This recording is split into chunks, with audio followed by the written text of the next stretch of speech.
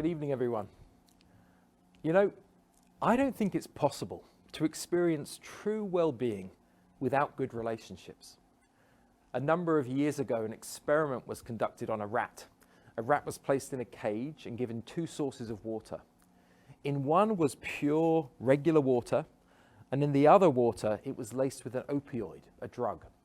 And they observed which water the rat would drink.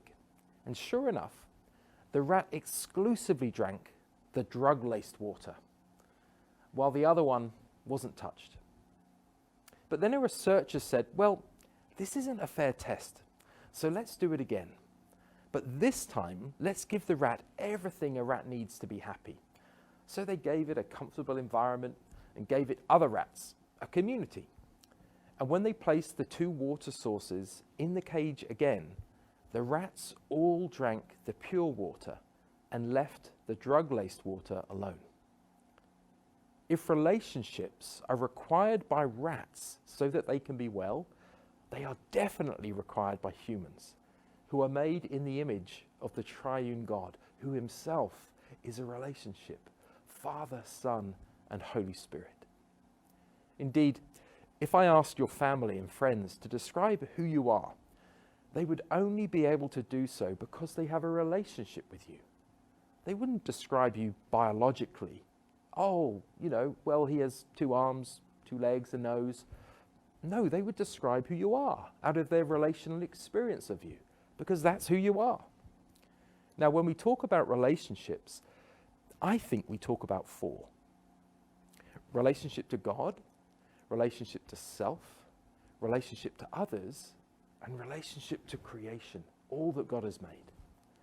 And so to be rightly related to God is predicated on the quality and depth of these four relationships. When barriers get in the way of any of these four, we're out of sync, we're vulnerable, and we need support. And so we are relational beings made in the image of a relational God, made for relationships. In other words, relationships define us. Also, as people, we are biological, psychological, social, and spiritual. We call this the bio-psycho-social spiritual model. Now, historically, medical science has acknowledged the bio-psycho-social model, though in recent years there has been more accommodation of the spiritual nature of persons as well. So again, in this model, we see four aspects of our personhood, which all interact or relate to each other. We are relational beings after all, and we require a relational framework to make sense of who we are. Each aspect of ourselves impacts the other. We are impacted, holistically speaking, by all of these areas. Now, one of the challenges we face with this relational view of personhood is that many of us, at least culturally speaking, live in a world with dominant narratives that stand counter to this picture of humanity as being holistically dependent. This relational idea that all of our different aspects of ourselves relate to each other. When we talk about the interconnectedness of these four relationships and how if one suffers, the others suffer. And if one is weak, the others are weakened. And the reverse is true. If one is strengthened, the others are strengthened. But counter to this holistic framework, many of us are immersed in a Western culture where personhood is largely framed biomedically speaking. We are first and foremost reminded that we are biological beings. And when we experience relational difficulty, we want to quickly diagnose a problem that can be medically fixed first and foremost. Medical diagnoses are the first thing we go for when there's a problem. Now, this is built on an implicit and common secularized philosophy that says that people are purely biological beings. No room for spirituality there. And therefore, the gods of our days are physicians and medical doctors who can fix all our problems, or at least so we are implicitly told. Now, I'm not against physicians or medical doctors. I am in fact incredibly grateful for the vocation of the physician. I am a grateful recipient of that fine vocation and have been my whole life. In fact, for the record, if ever you encounter someone experiencing a mental health crisis, the first question you should ask is, have you seen a doctor, a physician? However, medical doctors are not God. They don't know everything. They can't fix everything. And as obvious as I hope that assertion is to you, I would suggest that subtly our culture often tries to convince us that medical science is the only answer to all our problems. This is a very modern approach, a hallmark of the modern era. The notion that humanity can fix all its problems through science and that the world is progressing to a point where we have absolutely no need for spirituality anymore, because we are first and foremost and ultimately framed as medical, biological beings. In this modern Western worldview, at least. And by that I mean kind of the last 200 years. Now, I think the Bible has some things to say to that. Indeed, when we look to the ministry of Jesus, we see that he wanted to extend his kingdom beyond the religious systems that existed in that day. These systems simply couldn't contain God's kingdom. They weren't big enough. And of course, Jesus paid the ultimate price for establishing a vast vision of God's kingdom for all people everywhere. Similarly, for ourselves, I would suggest that our personhood can't be constrained to neat and tidy, siloed approaches, where we are spiritual on Sundays, physical when we do exercise, psychological when we do our work, and biomedical when we're not being spiritual enough. I'm of course being slightly facetious, but for many of us, at least those of us who've grown up with a Western worldview, if we're really honest, we have lost the sense in which we are holistically made to be biological, psychological, social, and spiritual all at the same time. And in this way, we lose the sense in which every aspect of our being is made by God and is good. We unknowingly commit the error of dualism, where we play the different parts of our personhood against the other. Does God view the aspects of our lives hierarchically? Or does he see us in all of our complexity and say, wow, my image bearer, look what I've made? You see, I believe God has made us relationally. Our personhood is defined relationally. We are interconnected. We need all of these aspects of who we are to be attended to, so that we might know true well-being, true shalom. All of which is to say that interdependence is a much higher goal than independence. Now, this is certainly not a cultural truth, but I would argue that it is a gospel truth. In a world that seemingly wants to turn people into objects, that wants to see a person's worth according to what they do or what they have, or how self-sufficient and autonomous they can be, we have to present a different vision for humanity. And this is all very important in the mental health conversation and for people in crisis. Being a human in relationship has nothing to do with what we do or don't know, or how much we have, or what we can do, but instead it's about how connected we are. What if we as a society valued the ability to give and receive love over productivity? Who would we idolize in our culture if we did that? Would it be the richest, the strongest, the most outwardly attractive, the most intellectually accomplished? I suspect not. You know, in the Gospel of John, chapter 15, verse 15, we see the changing of our identity. We are no longer servants of God, we are friends. And it seems to me that the gospel is preoccupied in redefining this relationship of how people should relate to God, and therefore how people should relate to each other. And so, to put it quite simply, friendship, biblical friendship, is critical to our knowing well-being. Because biblical friendship suspends our differences and instead affirms the other. Friendship isn't supposed to serve a purpose for us and our ability to climb up the social ladder. Biblical friendship is about committing to others who are not like us and seeing their innate value and worth, just as God has done with us. We see this type of friendship modeled by God, who calls us into relationship with himself, even though we are different. I mean, we're made in his image, but make no mistake, we're kind of different. And in this relationship with God, this friendship, time really matters. Being busy has become a status symbol in our culture.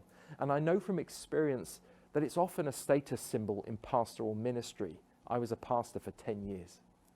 And yet emptiness is important.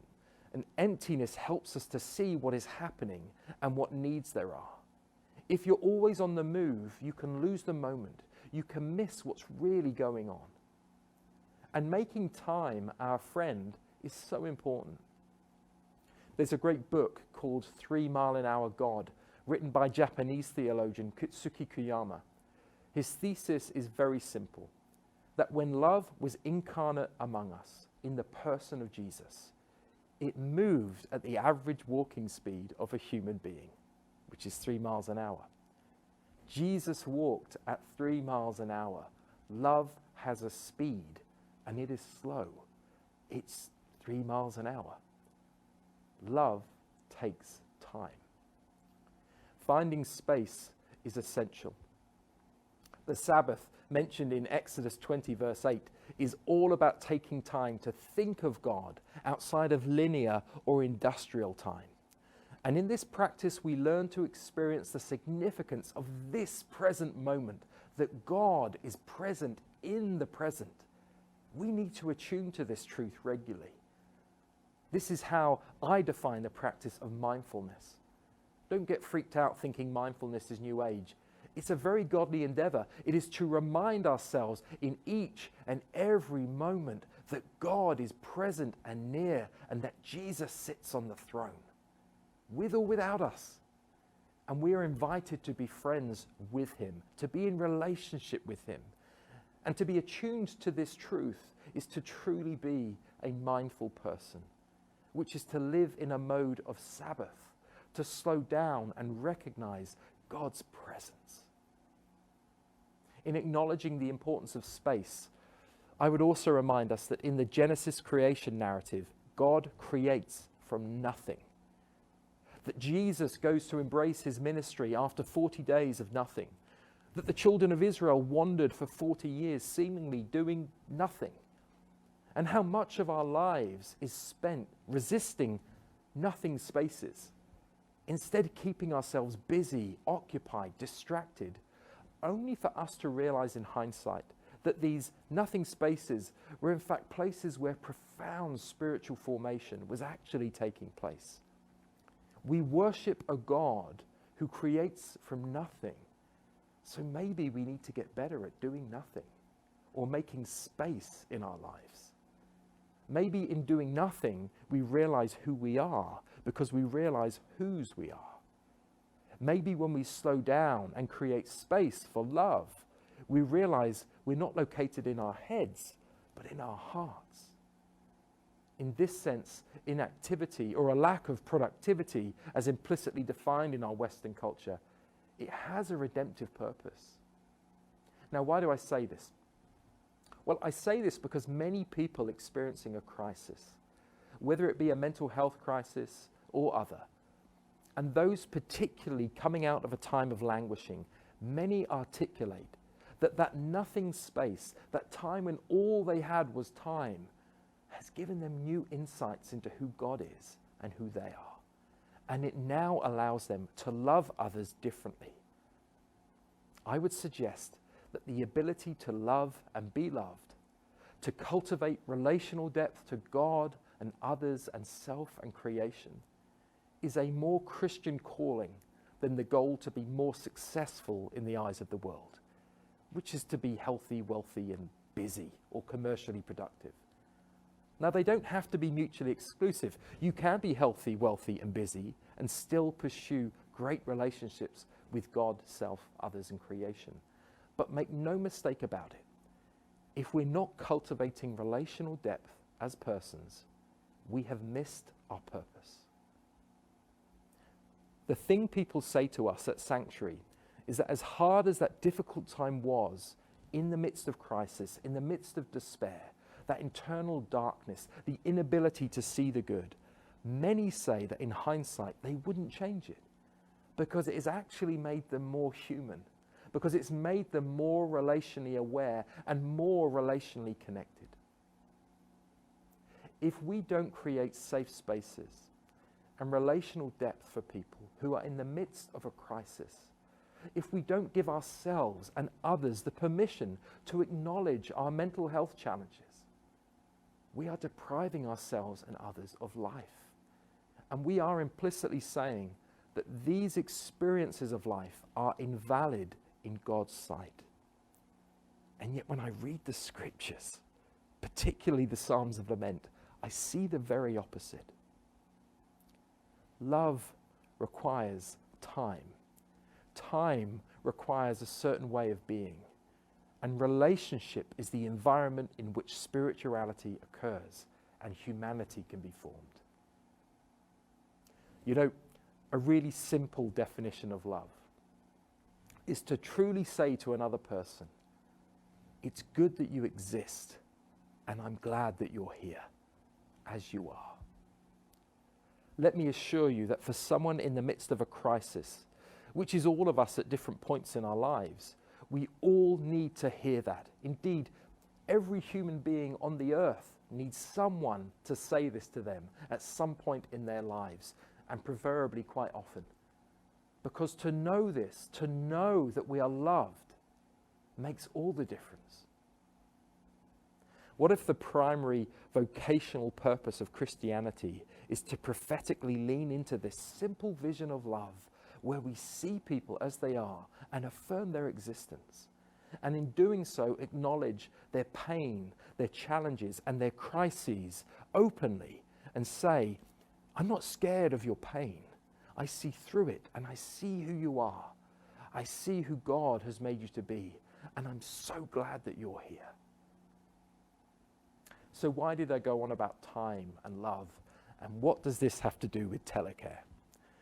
Well, it strikes me that we have to reorient ourselves to create space and time to relate to and to love people that are suffering. That this is the remedy. It might be a slow remedy, a 3-mile-an-hour remedy, but that is the speed of love. And in pursuing this mode of being, what we will do is reframe how a person's story is understood and supported. Where a person is no longer an illness or a problem to be fixed, but rather a human being with tremendous potential, if only we can create the right environment for flourishing and recovery to take place. And you know what? The church has a long history of meeting very real and practical needs at a point of crisis. There is a sociologist called Rodney Stark who specifically studied why the Christian faith became the dominant and primary philosophical shaper of the world as we know it today. In his findings, he says that it was the faithful witness of Christians picking up discarded female babies from the rubbish dumps of Rome. The faithful witness of Christians that stayed behind and tended to the sick who had been abandoned by their families during the 2 bubonic plagues in Europe, often dying with them. And it was the faithful witness of the martyrs, crucified, tortured, and killed for the pleasure of Rome. It was this faithful witness that won through. Selfless love won through. Acts of compassion and selflessness won through, and it grabbed the attention of the prevailing culture of the time and caused repentance and a turning to God. Now, in the context of a global pandemic, how can we witness and attest to the love of God once more, as our forebears did? What does love look like in practice in these times? What witness are we having to those in their hour of need? Well, make no mistake about it. Telecare is one very powerful, practical way that the church is ready to support people in their hour of need. The mission of the church is to be that faithful witness of love, that witness that calls people into friendship with God.